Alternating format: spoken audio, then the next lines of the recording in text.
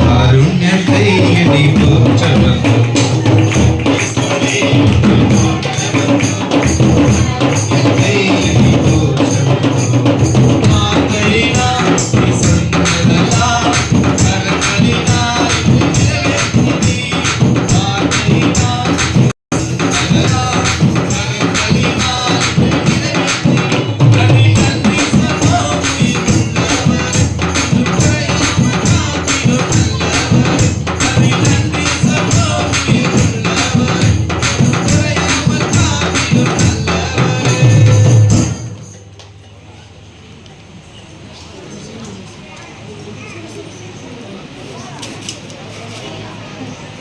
சங்கீதம் 128:1. கர்த்தருக்கு பயந்து அவர் வழியில் நடக்கிறவன் எவனோ அவன் பாக்கியவான். வார்த்தையின் பிரகாரமாக கூட இந்த ஒரு வருடம் முழுவதும் கர்த்தர் எங்களை கண்ணை காப்பது போல காத்திருக்கிறாரு. நான் கூட போன வாரத்தில் கூட சாட்சி சொன்னேன். என் பிள்ளை கூட டிசம்பர் 22 அடிபட்டுச்சு சொல்லிட்டு அவனுக்கு ஜனவரி 20 பிறந்தநாள் வந்தது, முதல் பிறந்தநாள். கர்த்தர் நேர்த்தியாய் நடத்தினார். எல்லா விதத்துலேயும் எல்லா வித தேவையிலையும் கடன் இல்லாதபடி அந்த பிறந்தநாளை கூட நாங்கள் கொண்டாடினோம். எங்கள்கிட்ட அப்போ காசே இல்லை, ஆனால் நாங்கள் வட்டிக்கு வாங்காமல் கடன் வாங்காமல் அந்த பிறந்தநாள் கூட கொண்டாடினோம். அப்புறம் கூட பார்த்தீங்கன்னா 40 நாள் கூடுகை வந்து ஜனவரி மார்ச் வந்துச்சு. அந்த உபவாச நாள் கூட பார்த்தீங்கன்னா நான் எப்படி போக போகிறேன்னு எனக்கு தெரியல. நான் எங்கள் வீட்டுக்கிட்ட புலம்பிகிட்டே இருந்தேன். ரெண்டுமே சின்ன பிள்ளைங்களா இருக்கிறாங்க, நான் எப்படி கூட்டிகிட்டு போக போகிறேன்னு தெரியல அப்படின்னு சொல்லிட்டு.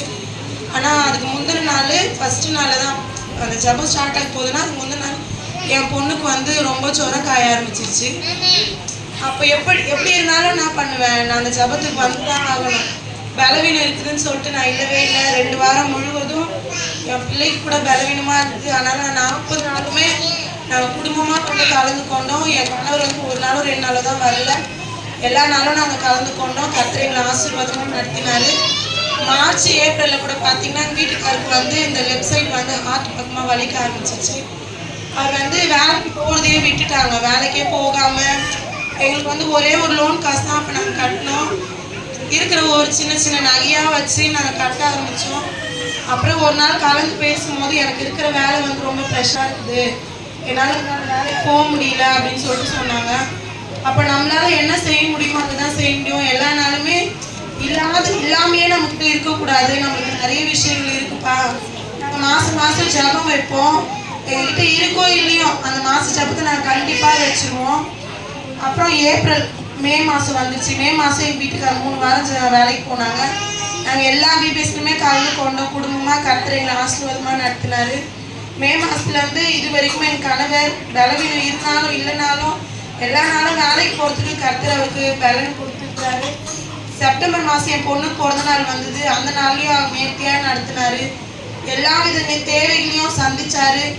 அதுக்கப்புறமா அந்த மே மாதத்துக்கு அப்புறம் நாங்கள் ஊழியம் செஞ்சதுக்கு அப்புறம் பார்த்தீங்கன்னா எந்த விதமான கடனும் இது வரைக்கும் நாங்கள் டிசம்பர் முடிய போது எந்த கடனுமே நாங்கள் வாங்கலை.